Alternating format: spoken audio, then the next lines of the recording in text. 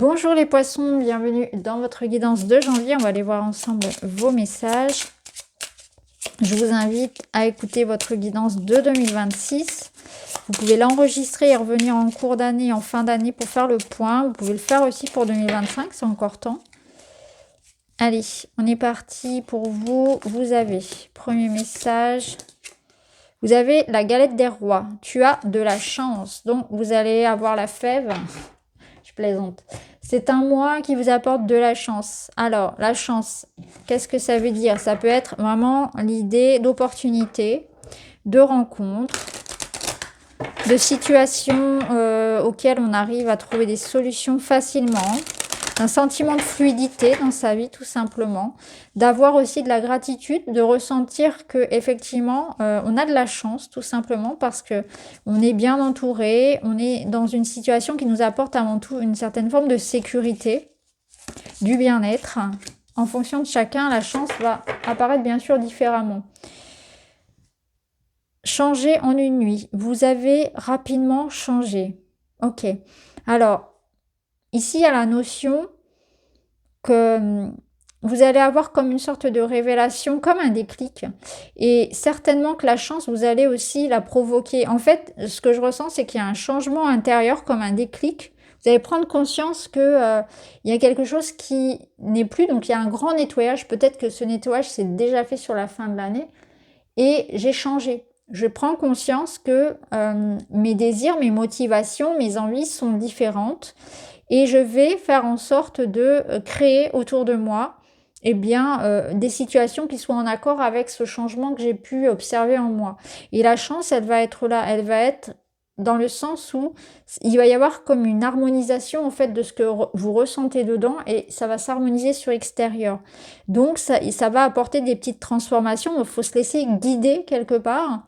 De manière énergétique, ça se fait naturellement. Vous allez sentir que certaines choses partent, s'éloignent, on laisse faire, parce que ça fait de la place pour ce qui vous ressemble par rapport à qui vous êtes devenu aujourd'hui.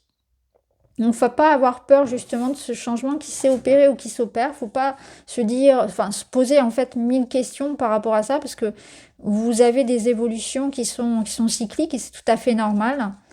Et rien ne dure, on le sait, et heureusement dans un sens, parce que ça permet aussi de laisser passer rapidement les nuages.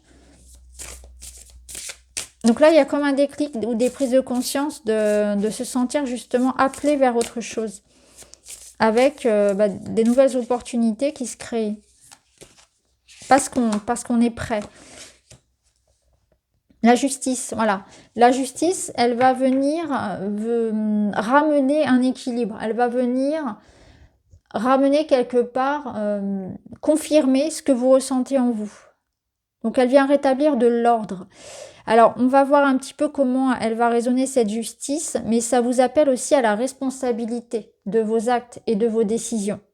C'est-à-dire que la justice, elle vous dit peut-être qu'il est temps de trancher dans des situations. Il est temps de couper avec certaines choses. Il est temps d'arrêter certains schémas. À toi de jouer, à toi de prendre tes responsabilités dans ce que tu veux transformer aussi. C'est une carte qui parle aussi de vérité. Donc, elle vous force à regarder des situations en face. Donc, elle va vous forcer aussi à vous observer avec beaucoup de lucidité et à observer les choses de près. Et quelque part, la justice, elle peut aussi confirmer qu'il y a quelque chose de très, on va dire, officiel qui vient se régler. Donc la chance ici, elle peut être aussi dans des nouveaux projets, dans quelque chose qui s'officialise, qui devient concret.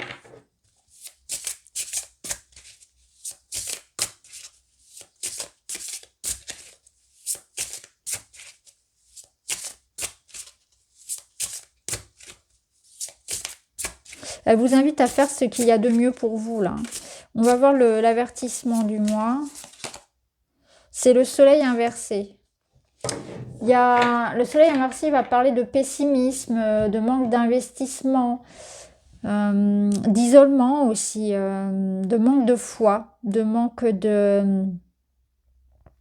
d'être en fait toujours happé soit par le futur ou dans lequel on se perd dans l'anxiété, ou soit dans les regrets du passé. C'est revenir au présent aussi. Ici, il y a vraiment l'idée que ce qui se passe pour vous, la chance, elle va venir résonner avec la justice dans le sens où à toi de jouer. À toi de voir comment tu te maintiens parfois dans des schémas qui t'auto-sabotent. À toi de voir comment parfois tu émets des résistances à aller vers quelque chose qui pourrait être sympa pour toi, que ce soit en amour, en amitié, professionnellement, financièrement. Parfois, tu te mets toi-même des chaînes. Donc la justice, elle va vous dire, regarde-toi ici. Regarde-toi, comment tu agis. Discernement, lucidité, objectivité. Pour arrêter de s'auto-saboter, pour arrêter de s'empêcher finalement d'aller vers une réalisation personnelle et vers cette transformation-là qui est importante. Alors, on va voir dans la matière concrètement comment ça résonne. On a un roi d'épée. Le roi d'épée, il va vous aider à être ferme. Il va très très bien avec la justice parce qu'il va vous aider à prendre les bonnes décisions, à faire toutes les démarches. Donc, il y a vraiment une notion ici de quelque chose de très officiel, administratif, juridique qui se passe pour vous en janvier. Là, clairement, c'est le cas. C'est quelqu'un qui réfléchit, qui sait ce qu'il veut, qui s'affirme, qui communique sur ce qu'il veut, justement, qui réclame, qui demande, qui exige. C'est le roi de la com. Il est très intelligent. Il sait comment convaincre. Mais aussi, c'est prendre les décisions fermes, définitives. Donc, il y a quelque chose qui s'ancre définitivement. Là, on dit stop. Pour certains, ça va être poser des limites, régler quelque chose, vous voyez, où on en finit avec un schéma négatif. Alors là, on nous parle sur la carte de trahison, manipulation, on vous dit prudence. Je pense qu'il y a comme une petite dose de poison là, donc il y a quelque chose qu'on laisse, qu'on arrête. Alors, ça peut être dans un environnement, c'est-à-dire que là, on fait les démarches pour couper avec quelque chose qui, effectivement, à petite dose, pouvait nous empoisonner de manière symbolique, un environnement malsain, on règle des litiges, on règle des conflits, on arrête de s'auto-saboter, on prend les décisions fermes, on arrête de subir des situations, on se reprend en main. Ça dépend bien évidemment de votre situation.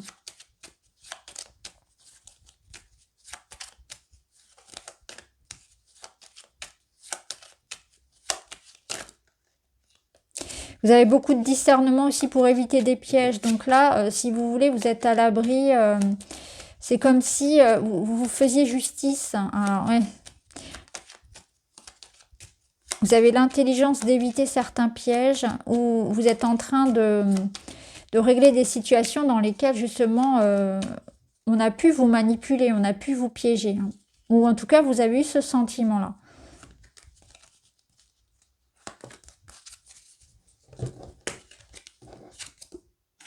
Bon, ça nous confirme ici que des situations se règlent au niveau, effectivement, justice, administratif. Il y a un apaisement et il y a une sécurité que vous retrouvez. Donc, vous réglez des situations, des litiges. On a des confirmations de situations qui s'ancrent, En fait, ça vous procure un sentiment de sécurité ici. Donc peut-être qu'on vous devait quelque chose, ça peut être ça. Ça nous parle aussi de contrat, de signature, d'engagement, de légaliser des affaires. Vous voyez comment ça résonne? Vous avez le 9 qui nous parle d'aboutissement. Je mets fin à quelque chose qui me déplaît. Bon, bah voilà. Si certaines attitudes, actions, postures, amitiés ou collaborations sont lourdes à porter, je prends mon courage à deux mains et j'y mets un terme. Voilà. Le courage à deux mains, autant vous dire que c'est lui. C'est lui le boss pour ça. Clairement, c'est fou parce que comment ça se répond. Et effectivement, l'encre, elle peut parfois être lourde. Donc peut-être que pour certains, on était comme coincé. On se sentait coincé dans des responsabilités, dans un contrat, dans des engagements qu'on avait pris. Et on s'en libère. Vous voyez, on se libère de ce poison-là. Donc là, vous mettez fin à quelque chose qui vous déplaît et il y a un changement. Voilà. On pourrait en parler pendant des heures, mais je pense que c'est très clair et net, précis là. Alors, au niveau relationnel, on a un page de couple, c'est votre enfant intérieur, c'est votre sensibilité, c'est la vie, c'est profiter de la vie, c'est la légèreté, c'est peut-être aussi les enfants, les moments avec les enfants, mais ça représente surtout vous, hein. Retrouver une certaine forme d'insouciance, de joie, de légèreté, dont on avait peut-être perdu la connexion, hein. Ici, on a la récolte. Ok. Oh, c'est beau tout ça. Optimisme, joie de vivre, positivité, sentiment de victoire et d'accomplissement. Vous vous sentez bien. Il y a un sentiment d'accomplissement dans sa vie personnelle. Alors, ça peut être vraiment être bien dans son couple, dans son foyer, avec son enfant. Ça peut être aussi savoir comment prendre soin de soi, s'occuper de soi.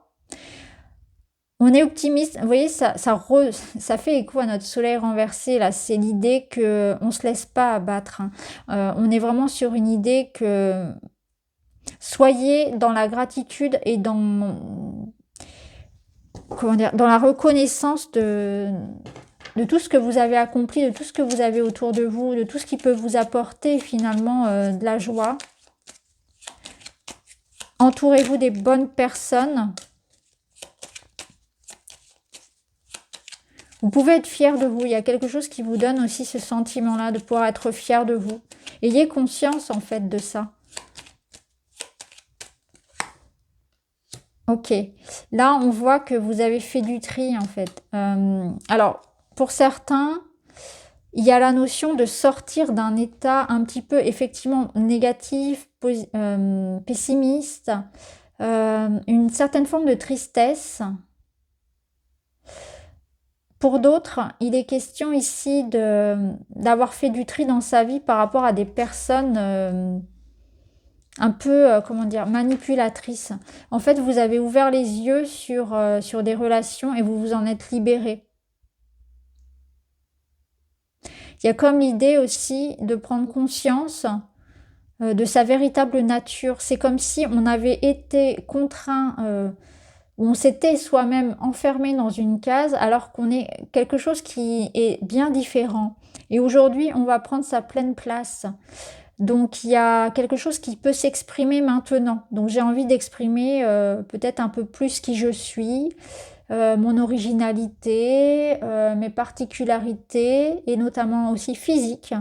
Peut-être me démarquer un petit peu aussi, ouais, je ressens physiquement. Dans ce que, ouais, j'ai besoin d'exprimer ma différence aussi physiquement. Là, je la ressens pour certains. Je ne rentre pas dans le cadre, je ne veux pas rentrer dans le moule. Donc, il y a un petit côté outcast, il y a un petit côté différent qui fait votre originalité, qui fait votre charme. Et ça peut être quelque chose que vous avez envie d'exprimer davantage aussi. D'exprimer davantage ce qui m'appelle en moi, mon enfant intérieur, etc. Au niveau de la santé mentale aussi, j'ai certains parmi vous aussi qui se font aider ou qui ont fait une thérapie ou qui ont des compréhensions qui les aident aussi beaucoup. Donc on va vous récolter aussi tout le travail que vous avez fait spirituellement, psychologiquement, et ça vous aide beaucoup aujourd'hui à garder le cap. Et puis je pense aussi que là, ce que vous êtes en train de nettoyer dans votre vie, quelque part, ça vous aide aussi à avancer, à y voir plus clair. Au niveau relationnel et purement amoureux, on a l'idée de se permettre d'être beaucoup plus spontané, d'être beaucoup plus naturel, d'être beaucoup plus aussi dans la séduction, utiliser ses charmes, se permettre ça. C'est comme si on s'autorisait à séduire, à se laisser séduire. On se libère de certains tabous, on a envie d'explorer sa sensibilité, la sensualité. Vous voyez, il y a plein de choses qui se libèrent et on se libère un peu de tout ça et on veut vivre, on veut exprimer ses besoins, on veut vivre quelque chose sans forcément se prendre la tête. Il y a vraiment quelque chose de très beau qui est exprimé avec beaucoup de légèreté et ça fait du bien. Voilà, il y a une certaine forme de légèreté, de jeu. Le jeu amoureux, je me replonge dans le jeu amoureux, dans la séduction, etc., dans les plaisirs du corps, et ça fait beaucoup de bien. Alors, qu'est-ce qu'on peut prendre d'autre? On va prendre un petit message. Vous avez, je me reconnecte à mon âme d'enfant. Oui, l'âme d'enfant, il est là. Alors peut-être que vous en étiez déconnecté. L'enfant a cette facilité de s'émerveiller de tout, d'être dans la joie, curiosité du monde. Je redonne vie à cet enfant qui sommeille en moi. Je me laisse ramener vers plus de légèreté. Bon, c'est tout ce qu'on a déjà dit, hein. Alors, on termine le mois avec les amoureux qui étaient inversés. Donc l'amoureux. L'amoureux, c'est quelqu'un qui s'émancipe, qui vit sa vie, qui se détache de ses conditionnements, qui se détache de la vie des autres, etc., qui fait ses propres choix. Donc là, vous menez votre barque, vous vous détachez de quelque chose et c'est une étape de maturité. Le choix dans le sens de la responsabilité des choix qui en découlent. Donc quelque part, vous vous positionnez en tant qu'adulte, en tant que personne individuelle qui vit sa vie. L'amoureux, évidemment, c'est aussi la connexion à l'autre. Donc, il y a une belle connexion à quelqu'un, à l'autre, mais aussi une reconnexion à soi, à sa propre voix, à sa vie, à son âme, à ce qui vous appelle. Je fais mes propres choix de vie. Je me choisis aussi. Je me donne la priorité. Pour certains, c'est vraiment ça. Et il y a aussi la découverte de l'autre. Je me laisse la possibilité d'aller aussi vers l'autre ou vers les autres. Ouais. Dans le sens du monde, de la vie, du plaisir en fait. Je sors de la boîte, il y a vraiment quelque chose comme ça. Les flammes de vie, là où il y a un désir naît une source de vie. Sois à l'écoute de tes aspirations car elles t'impulsent l'envie et la détermination d'incarner ta raison d'être. Elles subliment tes talents pour t'élancer vers ta vie rêvée avec aisance et combativité.